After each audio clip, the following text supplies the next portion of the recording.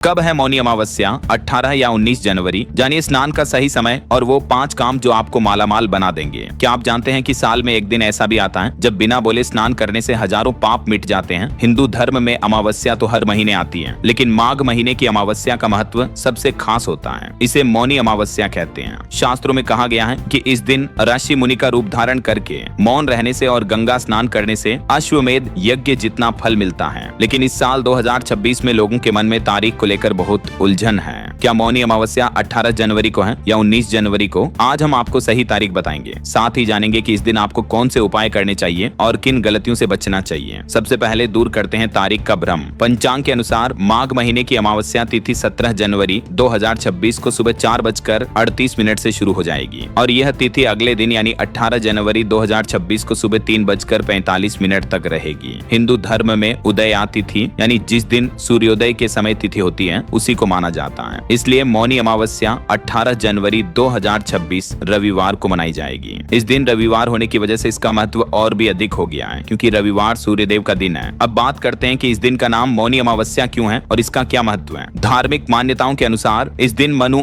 ऋषि का जन्म हुआ था, इसलिए इस दिन को मौनी अमावस्या कहा जाता है। इस दिन मौन व्रत रखने का यानी बिना बोले रहने का बहुत महत्व है। माना जाता है कि अगर आप पूरे दिन या कम से कम नहाते समय मौन रहते हैं तो आपकी वाणी दोष खत्म हो जाते हैं। आपके अंदर एक नई ऊर्जा का संचार होता है। प्रयागराज के संगम, काशी, हरिद्वार और उज्जैन की शिप्रा नदी में इस दिन भक्तों का विशाल समूह उमड़ता है। कहते हैं कि इस दिन गंगा जल अमृत जैसा हो जाता है। जो भी व्यक्ति इस दिन पवित्र नदी में डुबकी लगाता है उसे मोक्ष की प्राप्ति होती है। लेकिन अगर आप नदी किनारे नहीं जा सकते तो क्या करें? इसका भी उपाय है। आप अपने घर पर ही नहाने के पानी में कुछ बूंदें गंगा जल की मिला लें, फिर माँ गंगा का ध्यान करते हुए स्नान करें। लेकिन याद रखें, नहाते समय आपको किसी से बात नहीं करनी है। बिल्कुल शांत रहकर ईश्वर का नाम मन ही मन लेना है। स्नान के बाद सबसे पहला काम है सूर्यदेव को अर्घ्य देना। तांबे के लोटे में जल, लाल फूल, चावल और काले तिल मिलाकर सूर्यदेव को जल अर्पित करें। ऐसा करने से आपके पिता के साथ संबंध अच्छे होते हैं और समाज में सम्मान मिलता है। अब जानते हैं कि इस दिन क्या दान करना चाहिए। माघ का महीना है और सर्दी अभी भी बाकी है, इसलिए इस दिन तिल, गर्म वस्त्र, कंबल और अनाज का दान करना सबसे उत्तम माना गया है। शास्त्रों में कहा गया है कि मौनी अमावस्या पर तिल का दान करने से शनि दोष शांत होता है। आप तिल के लड्डू या तिल से बनी मिठाइयां भी दान कर सकते हैं। इस दिन पीपल के वृक्ष की पूजा करना भी बहुत शुभ होता है। पीपल की जड़ में जल, दूध और कुछ मीठा अर्पित करें, फिर वृक्ष की 108 बार परिक्रमा करें। ऐसा करने से आपके पूर्वज प्रसन्न होते हैं और घर में सुख शांति बनी रहती है। अंत में बात करते हैं उन सावधानियों की जो आपको बरतनी है। मौनी अमावस्या के दिन कुछ काम भूलकर भी नहीं करने चाहिए। पहला, इस दिन देर तक सोते न रहें। सूर्योदय से पहले उठकर स्नान करना ही श्रेष्ठ है। दूसरा,